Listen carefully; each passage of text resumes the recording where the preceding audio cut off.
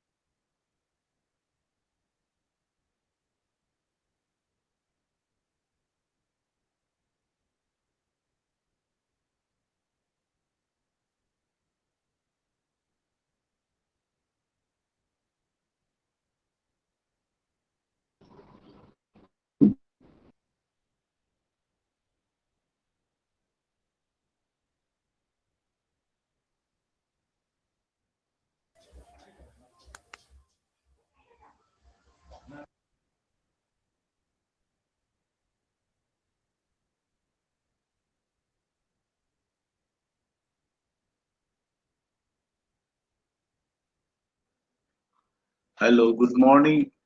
Hello, good morning. Hello. Good morning, Dr. Dalimi Devi.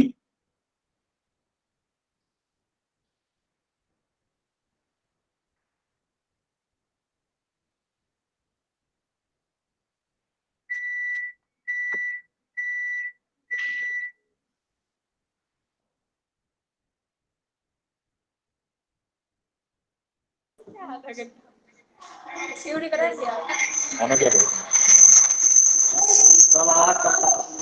आवाज कम करो, मुंह में सेलो टेप लगा लो।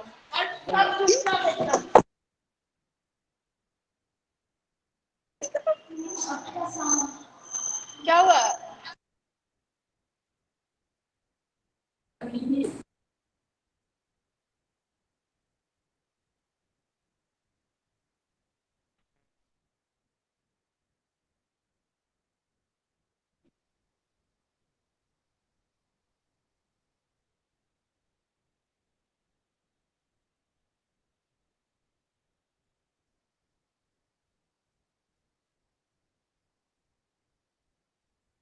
Hello, Dr. Jyotirupa Sharma. Hello. Sir? Hello. Hello, Dr. Jyotirupa Sharma. Yes, sir.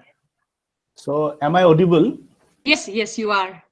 Okay, okay. Thank you. And my video is okay? Yes, sir. I can see you properly. Okay, okay, okay. Thank you. Thank you.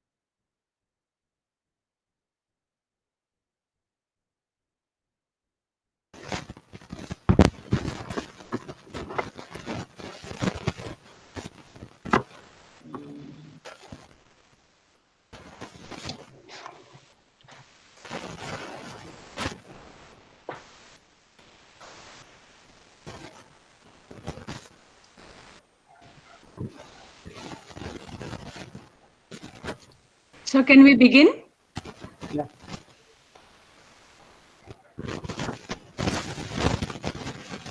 So could you see our Vice Chancellor, sir? Dr. Jyotirupa Harma, could you? I'm just looking for him. Just a minute. Okay.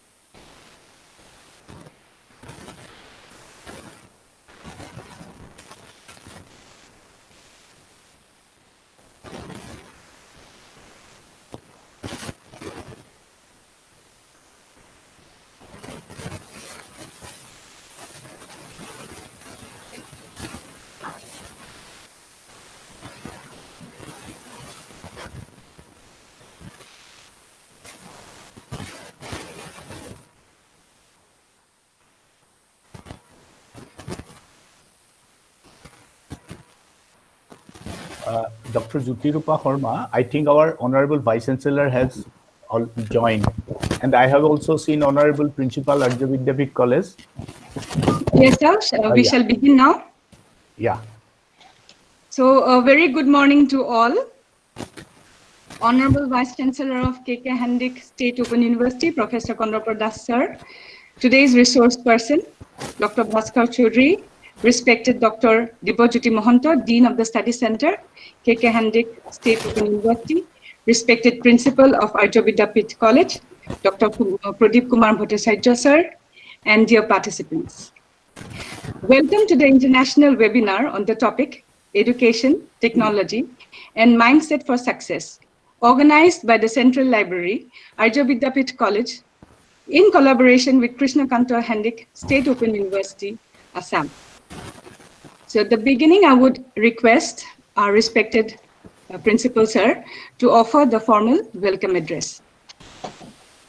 Good morning, everybody. So, Honorable Vice Chancellor, sir, from KK Handiqui State Open University. Today's resource person, Dr. Bhaskar Chaudhary, and keynote speaker, Dr. Dibojyoti Mohanto, and respected participants. So, on behalf of Arya Vidyapeeth College family, I welcome all of you to this international webinar and a warm greetings from Arya Vidyapeeth College family. So, this webinar is being organized by the Central Library of Arya Vidyapeeth College in collaboration with KK Handiqui State Open University, and I really thank our librarian for organizing this kind of webinar.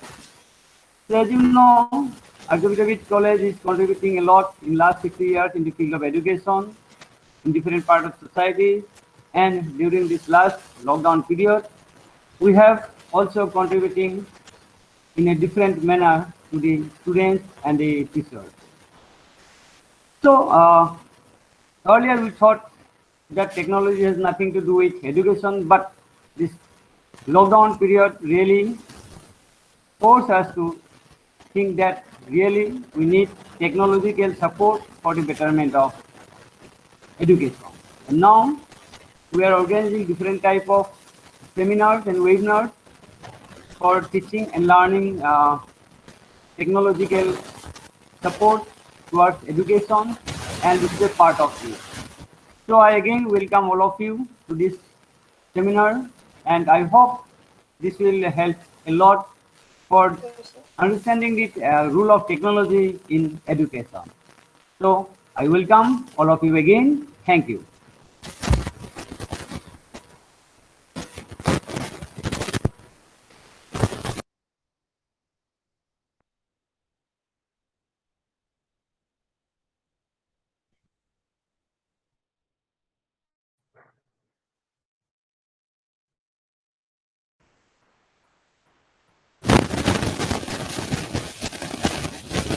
So we have in our midst as the inaugurator of today's webinar, Professor Kanta Das, who is presently the Vice Chancellor of Krishna Kanta of Handiqui State Open University.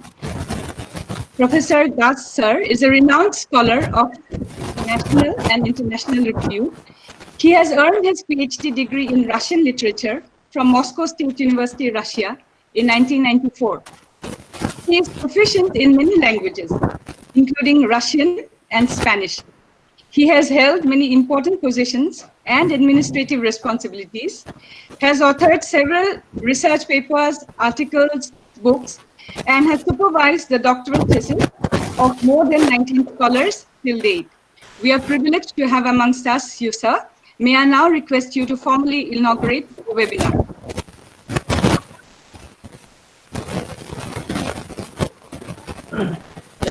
Good morning to all of you. Today's speaker, Dr. Bhaskar Chaudhary, my colleague Vidyapeeth Mohanta, Principal of Vidyapeeth College, faculty members, research scholars, and other participants of this webinar. It is indeed a privilege for me to be in this webinar as an inaugurator.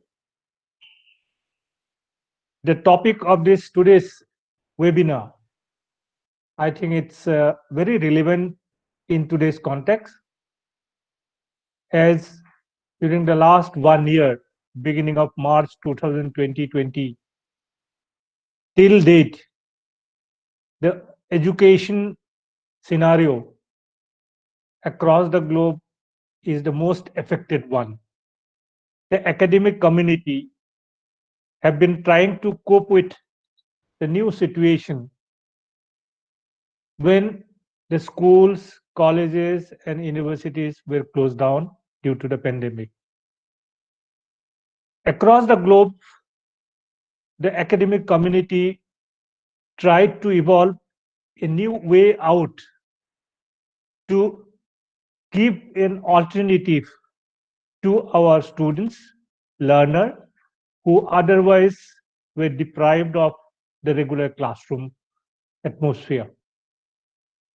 Now, when we tried to offer an alternative to our learner, to our students, we have all discovered that here is the technology which so far many of us neglected, and many of us thought that use of this kind of technology will ever be a new normal in our life. I remember speaking to young teachers in the orientation course organized by the Human Resource Development Center under UGC in Guwahati University and other universities, and realized that even though I was talking about the teaching learning in a digital age and today, since till the other date, people are not ready to accept that as a reality. But the pandemic has taught us many things and taught us how to use the technology. Even the most reluctant teacher amongst us, who was most reluctant to use technology, also started using technology during this pandemic. And all of us tried to some way or other use online technology in our teaching learning process. Now, is it that technology is something only coming during the pandemic? It is not. The technology and the education is interlinked. In fact, those who are with open and distance learning, those who are practitioners and participants of open and distance learning system, we know that open and distance learning system, which is considered to be a complementary or supplementary system to the conventional classroom education, conventional face-to-face education, we understood and still understand the importance of technology in delivering our content in an alternative way when there is no face-to-face classroom contact between the teachers and the students, between the institution and the students. And here, in throughout history, you talk about when Isaac Pittman started distance learning in the terms of correspondence course, teaching his shorthand lessons to his students using postal correspondence, till the day we use internet for our counseling and other delivery of our content. It's basically the technology. The printing methodology, printing learning material was delivered to learner using postal correspondence, which was facilitated, in fact, with the invention of steam engine. The technology, the steam engine, facilitated the introduction of the postal system in UK and Great Britain. And that has actually facilitated or helped Isaac Pittman to start a correspondence course. So it is inherently linked with the technology and education. Now, later on, when television, radio was introduced, was invented, it was vastly used by the universities and colleges to impart education through distance and open learning. You know, it will be very interesting to note that some of the universities across the world, including the Japan Open University, used to be known as Japan Air University, because Japan Open University is basically was dependent on the television technology. In China, including Shanghai, Beijing, the university is known as like Radio and TV University, Shanghai Radio and TV University, which is the Open University of Shanghai. So it is the technology which has played a very decisive role for development of educational methodology in teaching learning. It's greatly helping in pedagogy. And the most revolutionary in terms of technology in education, actually, I according to me, came only after the internet. Nobody even thought in the mid-90s, when internet was first made accessible to general public, that it is going to play such a massive role in the educational scenario of our life. And this is precisely, I believe, that during the pandemic, we have used maximum benefit of internet to reach our students, reach our learners. And I think nobody even imagined before March 2020, except few of us, those who use technology for having meeting, this kind of webinar was something very new for many, and even in March, April last year, when you organized the first international conference in April 2020, it was something very innovative for many of us, organizing an international conference using technology and the platform like Zoom. Now, during the last 4 or 5 months, I think all our colleagues have become very conversant with technology, and they're effectively using technology to reach out their students. Now, another word has been added with the topic of today's webinar, that is mindset. I think even if technology is available, even if we know that using technology, we can achieve our desired goal to deliver our content.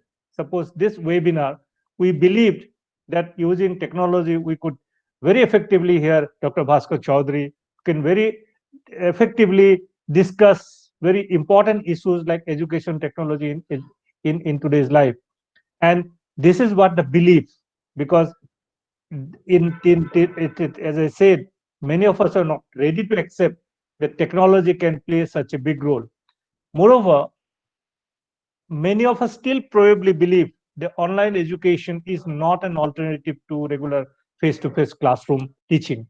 And many of us still believe that online learning is substandard learning. It cannot be equivalent to face-to-face learning. So using technology is one thing, then accepting technology as an alternative to your face-to-face classroom is another thing. So I believe when resources are not available locally, when using technology, we can get the best resources in the world for our students, for our faculty members, for our research. Like today we are doing that. Dr. Chaudhary is not here among us, but he is definitely will be addressing for a distance, and that will be using technology. So the mindset to accept the changes in our pedagogy when you use technology extensively for the benefit of teaching learning is also very important. So in this context, I believe that today's webinar will be a big push for our teachers, faculty members, our research scholars and students, and it will give a lot of inputs how to go forward, what will be the way forward, and using technology for our day-to-day teaching learning process to get a more quality in our teaching learning process. With this, I formally declare this webinar inaugurated. Thank you very much for inviting me to this webinar. Thank you very much. Thank you so much, sir, for your very insightful speech and for inaugurating this webinar. We have in our midst Dr. Dibyajuti Mohanto, Dean of the Study Center, Krishna Kanta Handiqui State Open University. May I now please request him to deliver his keynote address. Please, sir. Thank you, Dr. Jyotirupa Sharma. So, Honorable Vice Chancellor, Krishna Kanta Handiqui State Open University. So, Honorable Principal, Arya Vidyapeeth College, and Honorable Speaker, Dr. Bhaskar Chaudhary, and faculty members, participants across the world who are taking part in this webinar. So, it is my duty to give the keynote address. So what education is and how it could enrich and enlighten an individual should not be a topic of discussion for now anymore. Also, by now, all of us have experienced that technology has the potential to aid multiple features and opportunities in our life. In the present day world, the education system has also evolved to be more technology inclusive. Hence, it is all the more important for the stakeholders to keep up with modern information and communication technology for the benefit of education at large. But the question is whether the students have the interest to engage themselves in the process of integrating technology with education and capable of utilizing the sophistication for their improvement. So if they fail to do the best use of technology and resources around, probably it would be difficult for them to escape from the harsh time in near future. It is very important to note that the usage of technology in education provides both the learners and the instructors with an invaluable opportunity to enhance their engagement and academic explorations.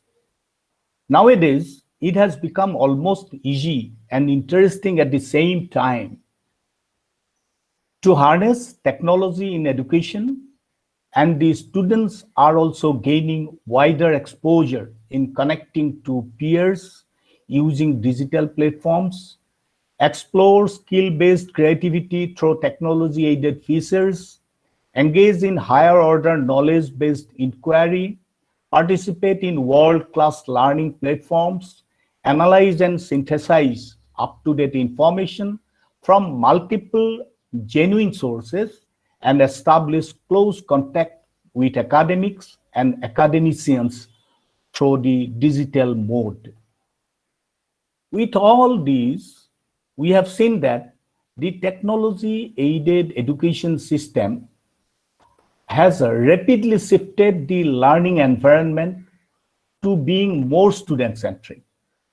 And hence, the attitudes and engagement of the learners assume a very pivotal role. Even nowadays, there are many online learning courses offered by different institutions which are 100% virtual, excluding the massive open and online courses normally we call as MOOCs.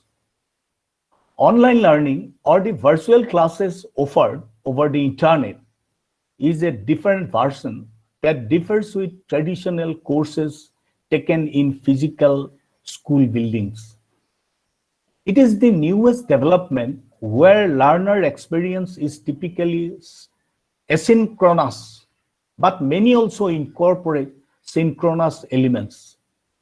The vast majority of institutions utilize a learning management system for the administration of the online courses, and as a matter of fact, the digital technologies continue to transform the whole teaching and learning perspective. Now, the role of the teachers has also evolved to being facilitators in guiding the students and offering the necessary support to ensure that the students reach their desired learning goal.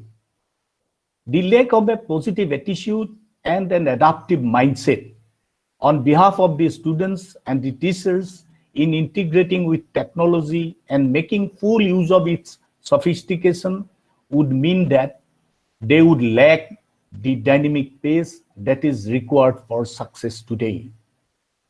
With technology becoming even more prevalent in modern society, it has become intrinsically important for the educational community to optimize the learning environment using methods for effectively implementing ICT applications in the educational spheres. So how technology has facilitated education in the present day is for all of us to see. For instance, during the COVID-19 pandemic, we all have seen that how technology has kept us engaged in education without even having to move out of our homes. This is also a question. This also asks the question if technology can be used to facilitate an even more flexible and democratic way for teaching and learning and provide the students with greater autonomy and control over their learning at the same time. Technology-aided education also encourages the development of cognitive competencies and understanding. In a technology-aided learning management, there are 5 important M's.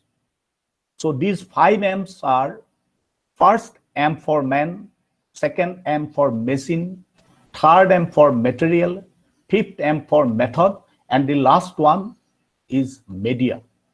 One can easily experience how these 5 M's can together in the digital world can create a vibrant experience and can lead to profound advances in the life of a student and their engagement and learning.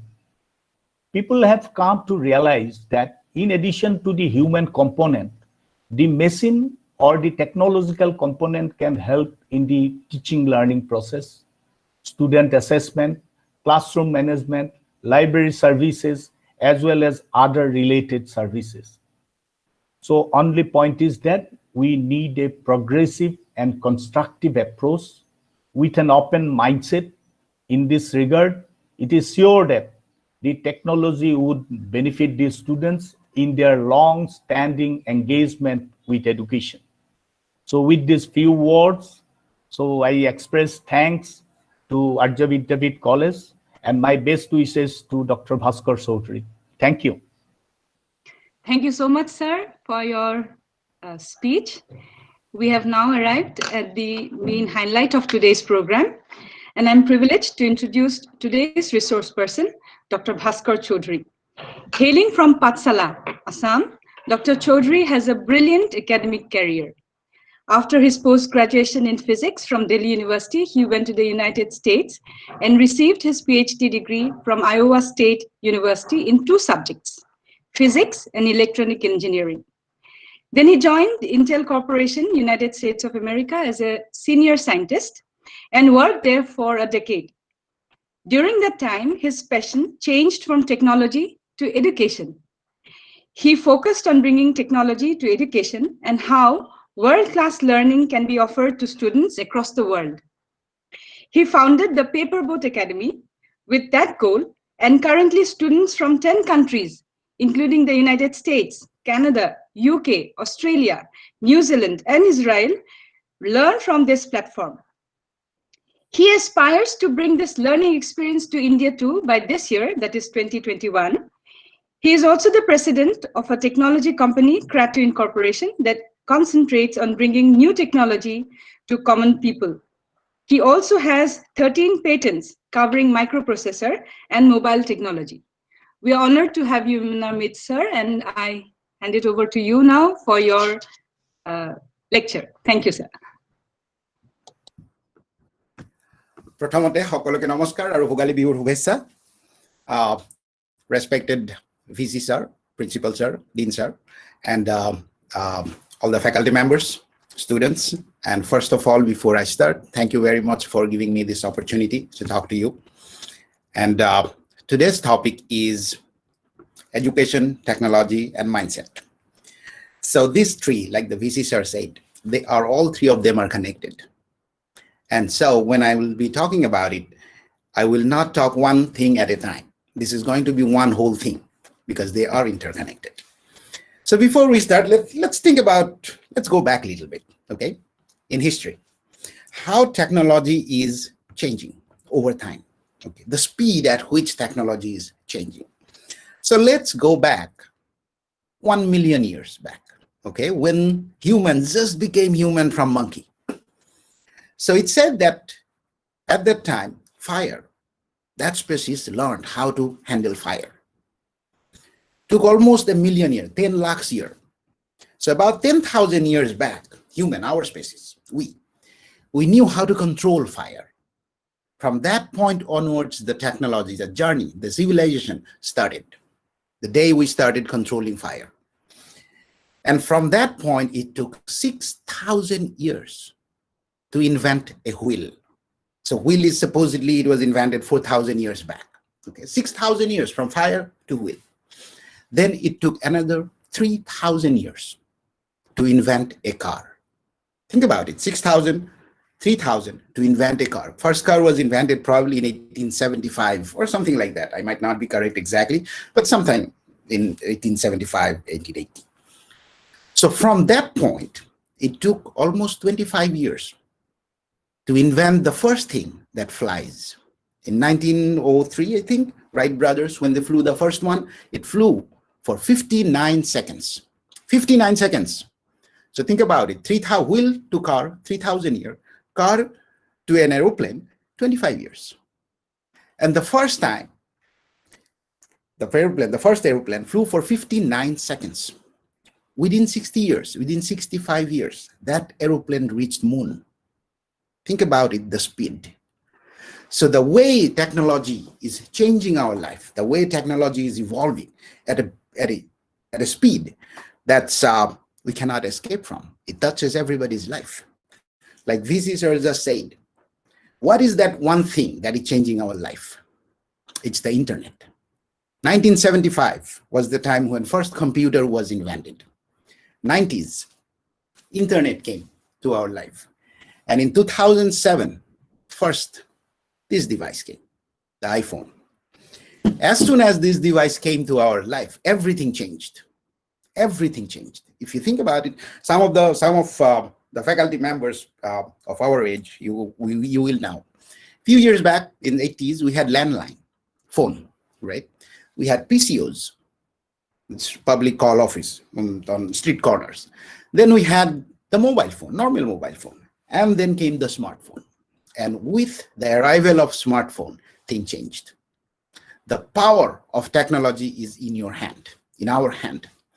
But overall, if you think about it clearly, in this technology, what changed? What is affecting us as an ordinary person? Yes, it's easy to say that, okay, this changing the world, we have gone to moon, we are going to Mars in next probably 10 years, 15 years. But what is changing for me, for an ordinary person? The thing that is changing for us is the communication. How we communicate. Whenever technology is changing, it's the communication, how we share things among us. That's what is changing. That's what is coming to us.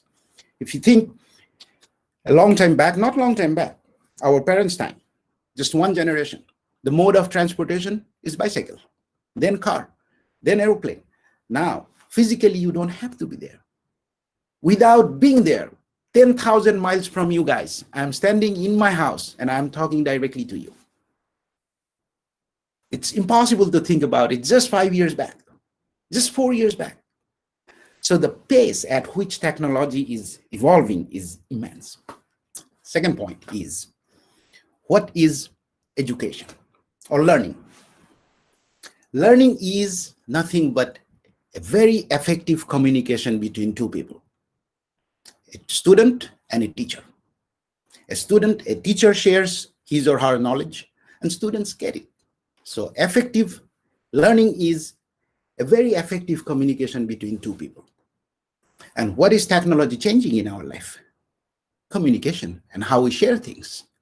The geographic boundary, the classroom, that's a geographic boundary, right? That's what it was 5 years back.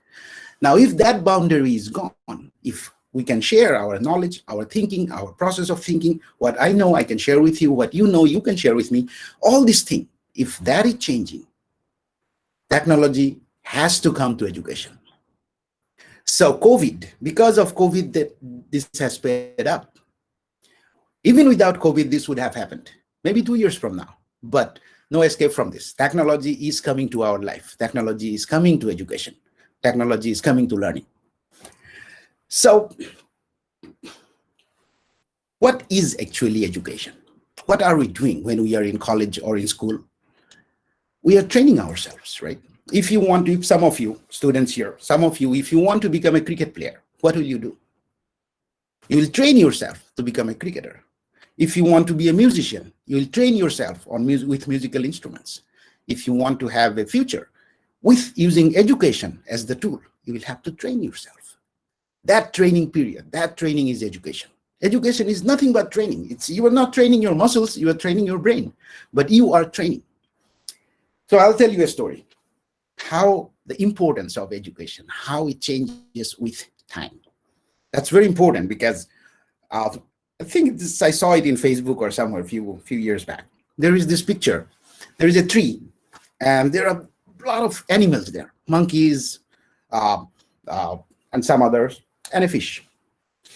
And the quote was, the coach is asking, everybody climb that tree. And the fish thinks that I'm the useless student. But the whole point is the fish is not getting the right thing. He needs water, not a tree. So the kind of training we need today, it depends on time, how things are changing. The story is, it's story of US. So US became the most powerful, most developed country after World War II. So during that time, 1960, 1950, 1970s, during that time, manufacturing was the main thing. Manufacturing of steel, manufacturing of car, all the heavy things. And US was producing almost like 60-70% of world's need. That's a huge economy, big money.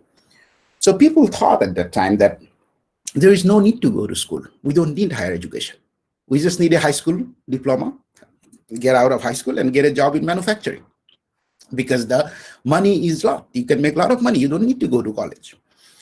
So with time and all, with population increase, other countries needed stuff too. US cannot produce that many stuff.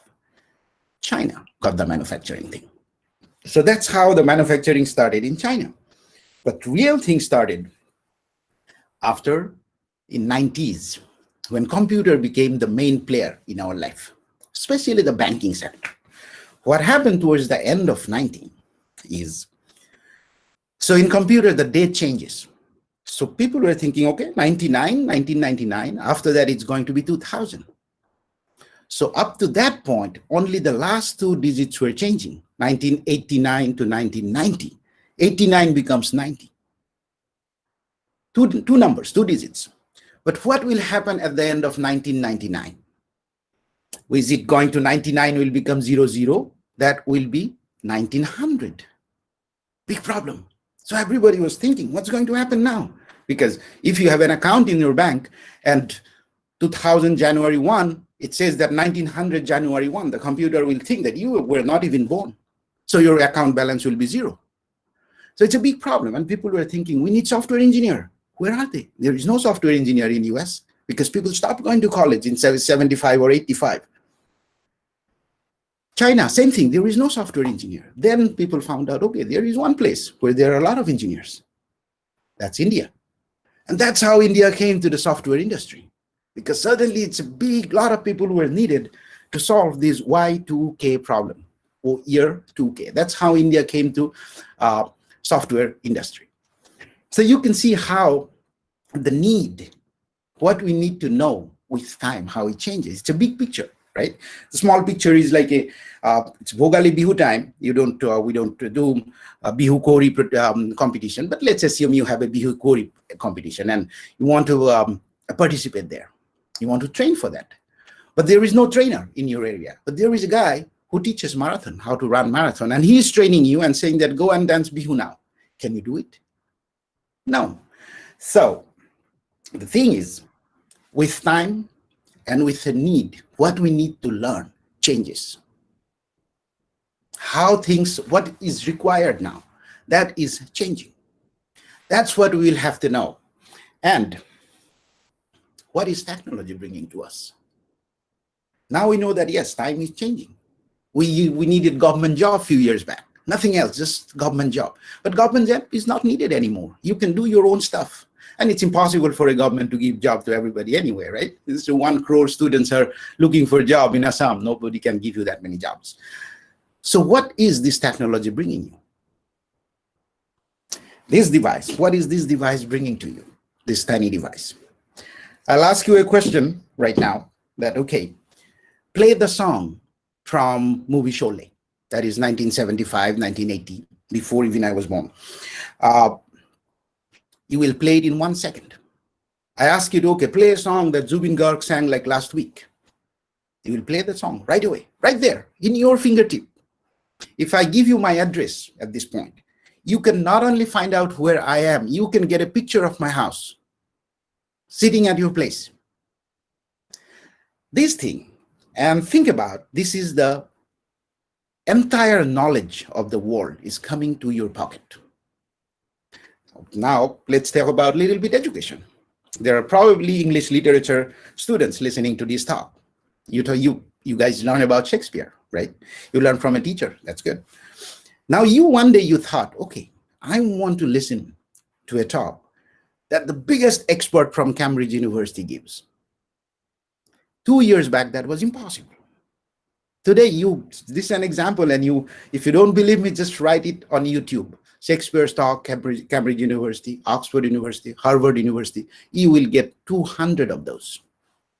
Every possible talks are there. You don't have to, if you want to learn from the expert in that field, you will find it. Where? In your pocket. You want to learn, if you are a physics major student, you want to learn, you want to hear the Nobel laureate speaking about a topic, you will find it in your pocket. So entire technology is giving you access to knowledge instantly. Anything you want to know, the resource in your pocket. You want to know from an expert, it's there. No geographic boundary. So once the geographic boundary is gone, once the limitation of resource is gone, that we did not get it before, anything that is coming your way, you can make yourself ready for that, right? Because you have the resource. That was the biggest problem before. Suppose you want to prepare for UPSC exam. Just 5 years back or 6 years back, you had to go to Delhi. Even Guwahati was not enough. Forget about the small places. So right now you have everything, all the books that you need, all the lectures that you need, all the online resource you need, you have it there. So what is coming here? What kind of opportunities are coming your way? The opportunities is the ground is even. A student from Delhi, a student from Mumbai, a student from Guwahati, or a student from Pachala, they have exactly the same kind of resource. It's all up to you how you are going to use it. Okay, you can find job anywhere now. That's a good thing, that's a bad thing. If you can find a job in Delhi, a Delhi person also find job in Guwahati, right? So and for these kind of jobs, what are the requirements? Are you ready for that requirement? If you are not, suppose you have interest in something, but you know that, okay, I'm not very good at this thing, but I want to work in that field. Can you learn something? It was not possible. Now you can. That is individual learning. Individual learning is I want to learn whatever I want, whatever I like, and I have the resource in my pocket. That's what technology is bringing to your life. The lack of resources that we had a few years back, that's gone. So this brings to the biggest point of the whole thing, the mindset. How this is going to work. This is overwhelming, right? Suddenly, it's 1 year back, 2 years back, we did not have anything. And now we have everything. What kind of, how do you handle all these things? You know, there is a thought process here. Some of you might not agree with me, but hear me out. In mindset, when we think, there are two kinds of mindset that we talk about normally. One is we think that people are born with talent. Okay, whatever I'm born with, that's it. I cannot increase it, I cannot decrease it. This is kind of intelligence that I have. That's called static mindset. Whatever I have, I have.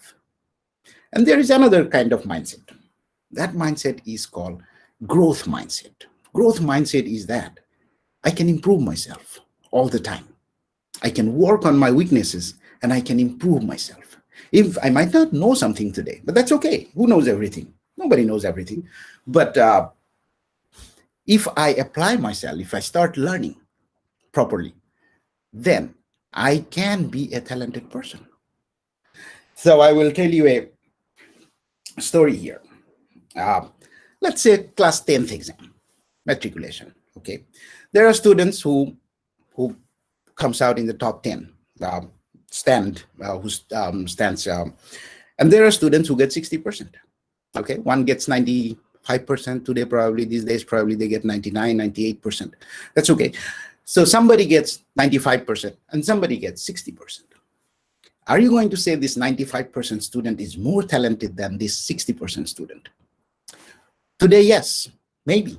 We cannot say yes, but maybe yes, because at this point, the student who got 95%, he applied himself more than the student who got 60% or 50%. But can you say that from 10 years from now, this is true? This student, if he keeps learning something, there could be one time where the 60% or 50% student, he can be more talented, he can get more results later. This mindset that I can grow myself, I can improve myself, this is called growth mindset. This concept of growth mindset is getting so much popularity these days. In fact, in US schools where my daughter goes, they have a special teacher that they want to instill these ideas in students when they are really, really young, like grade 1, grade 2 kind of young. So here, the talent can be acquired. Everybody is born with right amount of talent. It's after that, it's up to us. Yes, there are factors. There are factors that might affect, but given a choice, everybody can acquire talent. I'll tell you one story again. I'm in a mood of storytelling at this point. There is this guy called Jeremy Rice. He was a football player, American football, like rugby. What happens is instead of using the foot, they carry the ball in their hand. So they carry the ball and you have to take it to the other side. Normally in this kind of game, when you have physical contact, but normally after 30 years, nobody can play, right? It's 25 years, 28 years, nobody can compete. 35 years means you are old. So this guy, Jeremy Rice, played till he was 42 years old. And not only he played, he was the best. So he was a big topic of research later. What did this guy was doing? What was he doing that he could? Number one, he played up to 42 years old. Number two, he was the best. Then during this research, they found out that, it's a football. You have to run. Your speed, at what speed you run, that's the most important factor. And they found out that this guy actually is the slowest. He was so slow during his young age that he was not even selected in his high school team. So after that, he became the best. So they studied his entire thing, and they found out that when he joined the football team and started training for it, when everyone else is done with their training, 3-4 hours of training, everybody is exhausted, this guy goes out of the stadium, and there is a small mountain outside. He runs to the top as fast as he could. He knew that his speed is his problem, but he is trying, okay, I am going to run.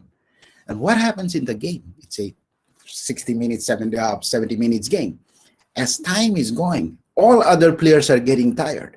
And he is getting faster relatively now because he's not getting tired because of his training.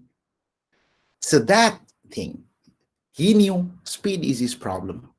He had to increase it. He did something. That thing is called deliberate training. I train myself deliberately on my weakness so that my weakness becomes my strength. I'll improve it. So Jeremy Rice from US and all, we don't connect to those guys, right? I have never seen these people. Let's talk about our own life. So you guys, everybody, me, all the teachers, all the students, when you come to college, you go to tea stalls, right? Restaurants. You take a cup of tea and samosas, maybe, singrasa. I still do that. When I go to the same place I used to go before. So tomorrow, when you go to college or wherever you go for your tea, you just keep an open mind and observe. What you will see that 9 out of 10, in fact, 99 out of 100 restaurants or tea stall are exactly same what they were 10 years back. Nothing has changed. The tea stall that you started your school life when you came to Arya College, and when you will be leaving, it's exactly the same tea stall. They haven't changed anything. The color, the quality of food, the color of the wall, the desk, benches, everything is same. And again, if you keep looking, you will see that there is one restaurant, one tea stall that has changed. Not only that has changed, that has probably become the best. It's clean, the food quality is good, it feels good to go there. What happened? 9 out of 10 restaurants are exactly same, but one became very good.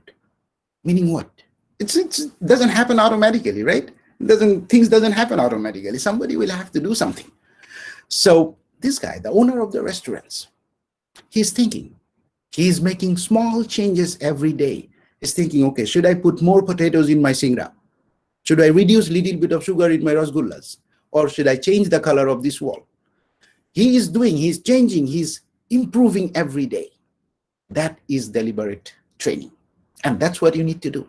Improve every day, little bit. Okay? We'll talk about it tiny bit on this topic. That is one deliberate training. And second point is grit. Grit is, I'm not going to give up. I'll keep working on this, even if I fail. Okay? So there is this story again. This girl, a Japanese girl, I think it was 2002, 2004, that kind of time frame, the Olympics. She won the gold medal for gymnastics. And she was 24 years old. Winning a gold medal for a 24 years old is a very difficult thing. Because I'm sure you guys watch the Olympic Games, all the gymnasts were 13, 14, 16, 17 years old. So she was 24 and she did something impossible up to that point. She made a flip, completely vertical, 3 times. Nobody could do that before. So everybody was thinking, what was her training? And her trainer, he used to keep log of everything, every detail. And it turned out that during the practice, she fell down 20,000 times. And her trainer noted it down, wrote it down at what time, at what phase, everything. 20,000, think about it. You get up in the morning, you take your cup of tea, go to the gym, and first thing you do, you fall on a hard ice. That's as hard as rock is, right? And after that also, she did not give up. Another example from our life. 1 or 2 weeks back, I saw a post in Facebook. The post was, there is this girl, I forgot the name now, sorry for that. She has been trying APSC exam for last 4 or 5 years. Never happens. So she did not give up. And this time she cleared. She will be an APSC. Think about it. This thing, that even if I am failing, I am not going to give up. That's called grit. Dom boli je goyo khomiat. Dom. Say, I am not going to give up even if I am failing. So 2 things. Deliberate training, that I'm going to train myself, improve. Next thing is I'm not going to give up. And third thing is the small steps. Okay. Small step is, what is small steps? Small step improvement. The small step, whatever I am doing today is because of that. I can pretty much say.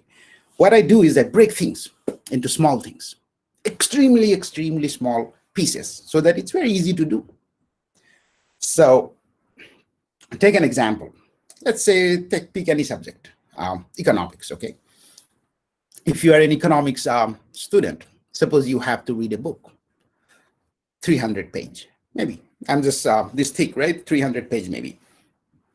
If you have to read a book, you have to read, understand, use that, the concepts that's in the book. 300 page big, okay? How many weeks a year, in a year? 52. Leave 2 out of that, 50, let's say 50. 50 weeks, 300 page. Per week, how many page? 6. How many days in a week? 7. Take Sunday out. 1 page every day. 1 page every day. That means 15 minutes of dedicated study will complete that 300 page book. Not only it's think about it. Just so easy. 15 minutes. Who cannot give 16 minutes, 15 minutes, right? Who cannot read 1 page every day? This small step, I'm not going to give up. And I'll continuously work on my weaknesses and improve it. Combine these 3 things, and a beautiful future is waiting for you. Now, behind this whole thing, what is needed? What is needed is resource. You want to improve, you have to have things to improve, right? You want to improve mathematics, you have to have mathematics, some kind of resource, a book, a videos, something. Economics, history, anything. Those resources, those books, those lectures, the teacher, the teaching those subjects were not available to you just 2 years back. But today, it is. All of them, entire thing. I can, if you are going to prepare for UPSC, there are, just write UPSC preparation is YouTube, and you will see how many lectures are available for free. And if you want to pay, that's even a whole different world. So even if you do all these things, so whole thing is connected. The technology is, if you want to do something, technology is making it super simple. It's giving you everything. So that's the mindset you need to have, that I can do it and I have the resource. The fear we have normally that I cannot do something is that I don't have it. I don't have books, I don't have this facility, I don't have that facility, right? If you don't have it, you don't have it. It's not going to grow there tomorrow, right? But what you have today is also not less. It's actually, you have everything. Now, even after all these things, there is a question that comes to our mind. What if we fail? Failure. Everybody fails. There is nobody in this world who doesn't fail. You fail more times, you fail more often than you succeed. Okay? Let me tell you about 2 persons. The first one plays cricket. Okay? I love cricket, so most of the time the examples are coming from cricket. Person 1 plays cricket. And he played a lot of crickets. And his statistics is he made 20 zeros 50 times he got out scoring less than 10 runs. 100 times he got out scoring less than 20 runs. So total of 200 times, 200 matches, he scored less than 20. What did you say about that guy? You'd probably say, he's a bad cricketer, right? Yeah, it's complete failure. The other guy played cricket also. And in his career, he made 100 centuries. What did you say about that guy? Actually, 50 centuries in one-day cricket. 50 centuries. What will you say about that guy? You will say he's the biggest, greatest cricketer, right? 50 centuries. Just think about it. Now, what if I tell you these are exactly the same people, same person? We are talking about Tendulkar. The best batsman in the world. He got out almost 200 times, making less than 20 runs. He made 50s and 100s, 50 times or 100 times. So if you think about it, he failed more often or he succeeded more often. So what he did, he is human, right? He did something. It's people like us. So what I read, what he did is every time he got out, he went back to his hotel. He thought about the whole thing, how he got out and everything. And he practices that so that he improves, so that next time that kind of ball cannot get him out. Okay, that's Tendulkar, that's completely different league, right? It's those people are kind of, we think that they are from different world. They are not, but we think that way. Let's take a person that is, we can relate to, okay? In Guwahati, there is one police officer. He's the DIG in Guwahati now, Diganta Bora. He's an extremely good friend of mine, and we were in the same hostel and all grew up together pretty much in Delhi. This guy was preparing for UPSC, okay? And when he was preparing, at that time I came to US, some other friends, they were going everywhere. So he gave the first attempt, he did not clear it. Second attempt, did not clear it. Third attempt, did not clear it. Now think about it. What will you do? So when you fail, this question comes, that what do we do when we fail? The main root cause of fail can be a very, very small thing, right? You have to take a step back and think about it. Why am I failing? If you are doing exactly the same thing again and again and again, your outcome will be exactly same every time, okay? You cannot expect that, okay, if I am failing 2 times, 3 times, I'm giving my 100%. I know that I can study only 16 or 18 hours, right? You cannot study more than that.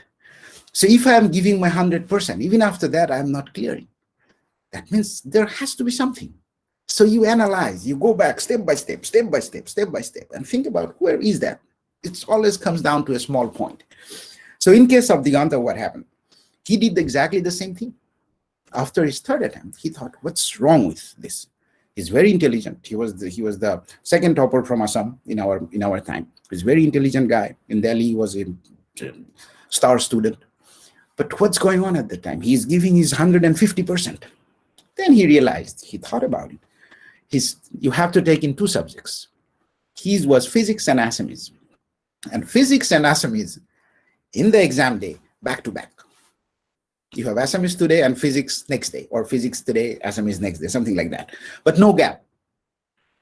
So he found out, okay, I do physics. Physics is a very difficult subject. I have to give everything to that subject. And next day I have to go and write Assamese. I cannot give my 100%. I'm tired. That could be the reason that I do not do very good in the second paper. So what it is, he's changed his subject. Physics to, I think, sociology or psychology, one of those. So there is a gap now between 2 subjects, 7 days gap.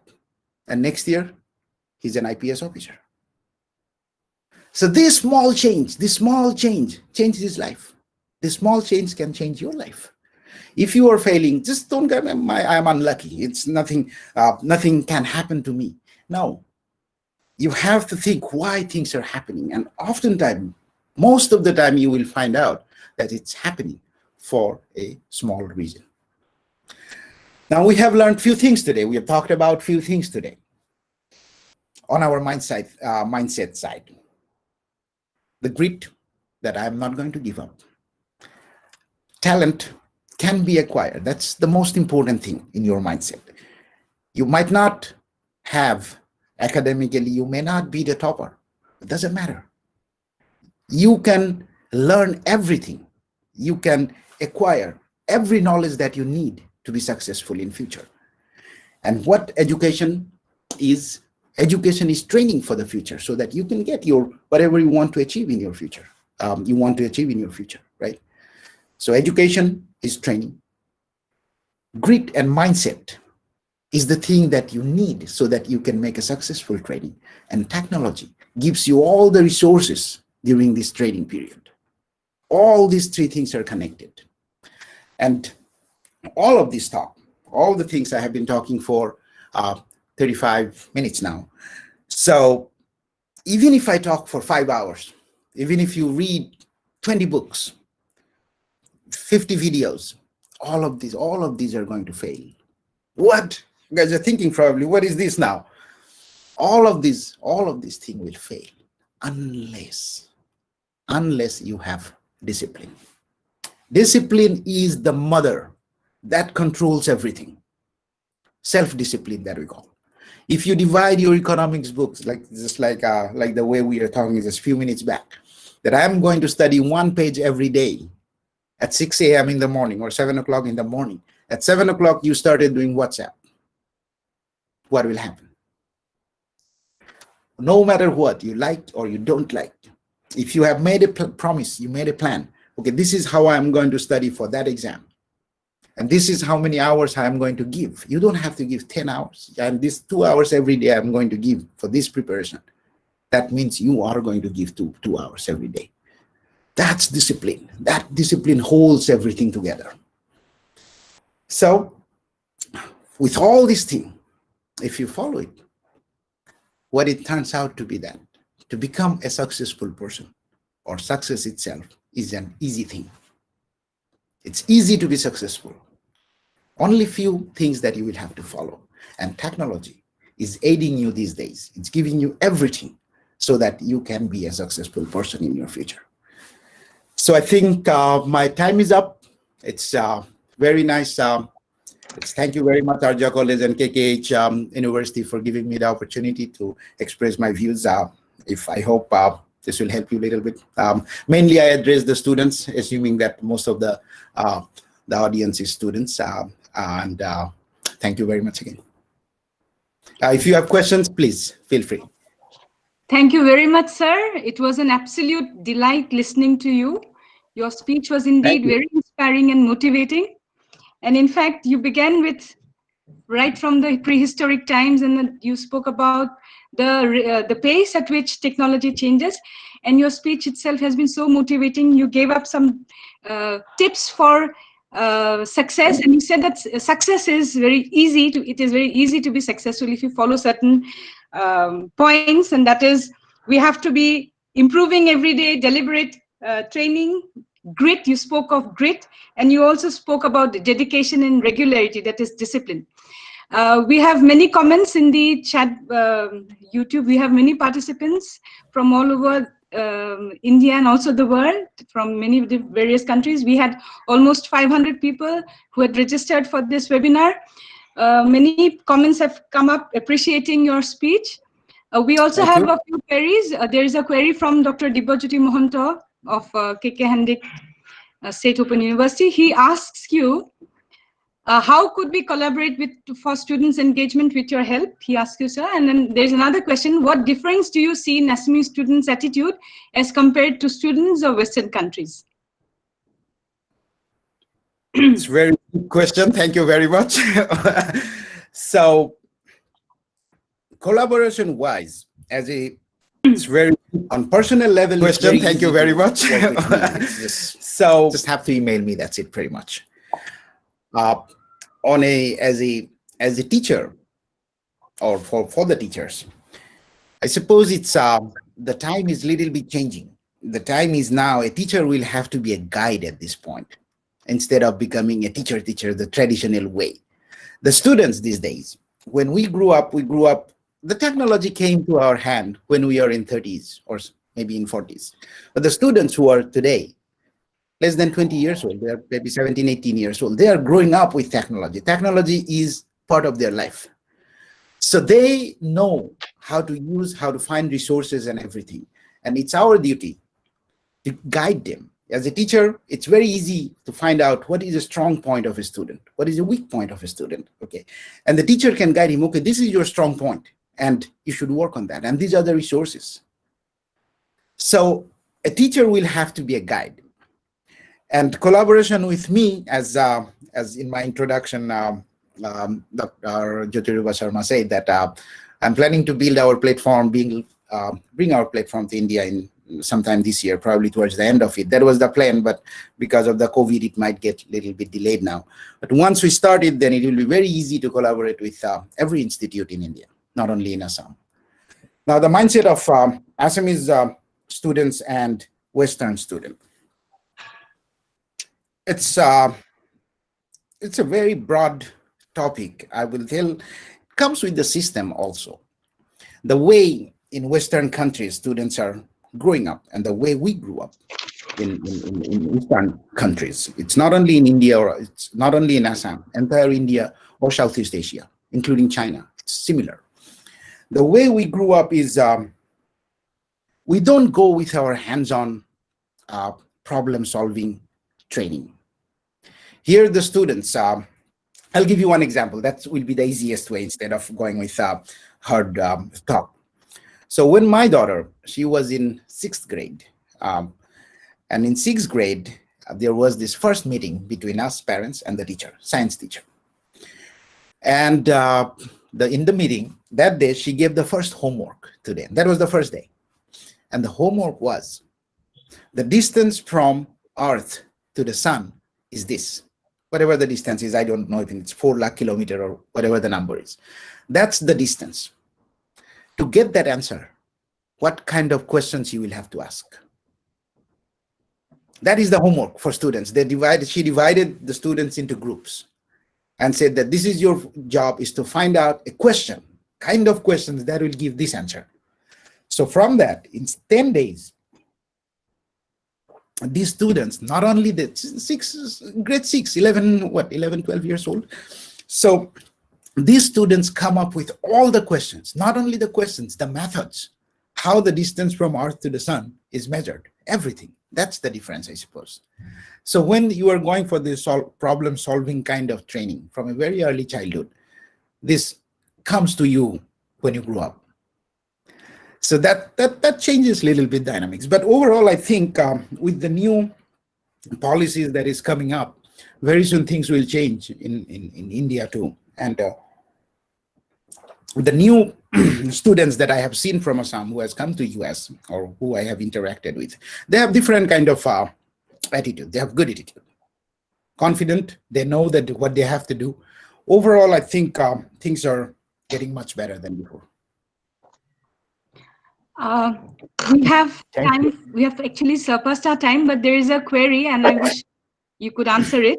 Ramesh Moran asks us. He wants you to tell your perspective of learning, unlearning, and relearning.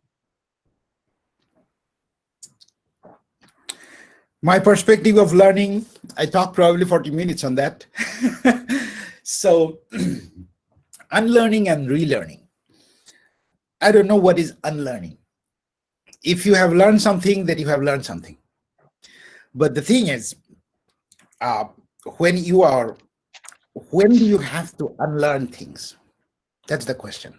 If there is a situation comes that you will have to unlearn, meaning what? This meaning is, I suppose,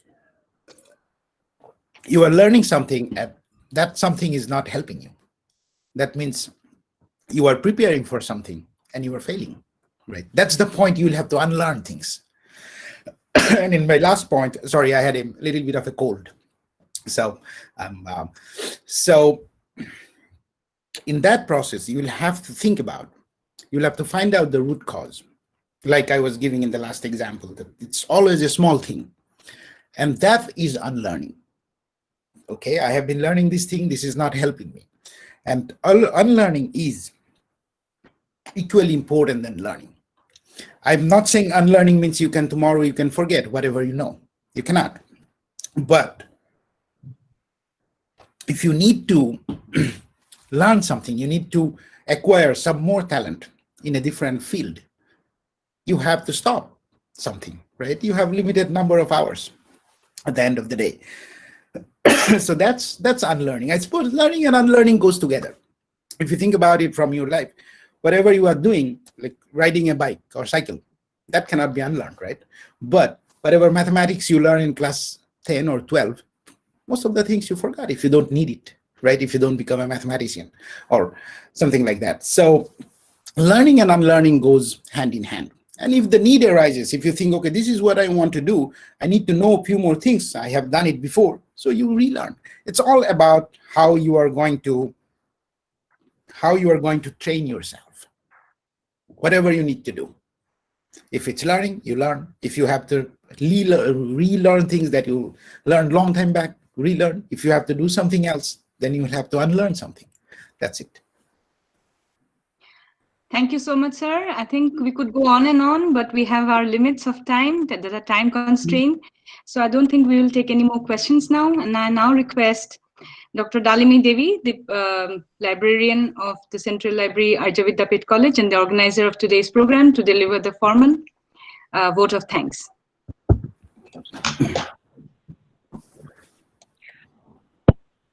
Am I audible, madam? Yes, you are. Okay. Thank you, Dr. Vidyapeeth Sharma. It's my profound privilege to propose vote of thanks on behalf of the organizing committee of Arya Vidyapeeth College in this international webinar on education, technology, and mindset for success. On the outset, I take this opportunity to express our profound gratitude and sincere thanks to Professor Kanta Das, Honorable Vice Chancellor of Krishna Kanta Handiqui State Open University, and for his esteemed presence on this webinar. His presence in this webinar has immensely enhanced its importance. We are extremely grateful to you, sir, for your inaugural address. We also extend our deep gratitude to Dr. Bhaskar Chaudhary for enlightening us with such a valuable deliberation. Your session has indeed been very fruitful to all the participants. Thank you so much, sir, for all your time, and we also look forward to such participation from you again in near future. Thank you once again, sir. Thank you. We extend our sincere thanks to respected Dean Study Center of Krishna Kanta Handiqui State Open University and keynote speaker of today's webinar, Dr. Bhaskar Mahanta, for his coordination and support in organizing this webinar. Without his support, the collaboration between Krishna Kanta Handiqui State Open University and Arya Vidyapeeth College could not have been possible. Thank you so much, sir. We would like to thank Honorable Vice Principal of Arya Vidyapeeth College, Dr. Pradeep Kumar Bhattacharya, who has permitted us to organize this webinar. Thank you, sir, for your never-ending support. I'd like to thank Madam Sampa Padgiri, Associate Professor, Department of Assamese, and Dr. Aziz for continuous inspiration to organize this webinar. We extend our heartfelt thanks to esteemed participants from different parts of the world. Without their participation, this webinar could not have been possible.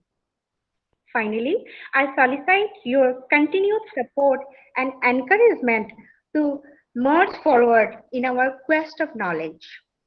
Thank you once again. Over to Dr. Vidyapeeth, madam.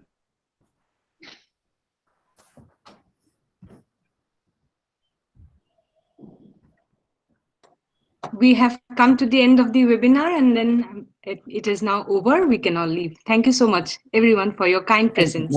Thank you all.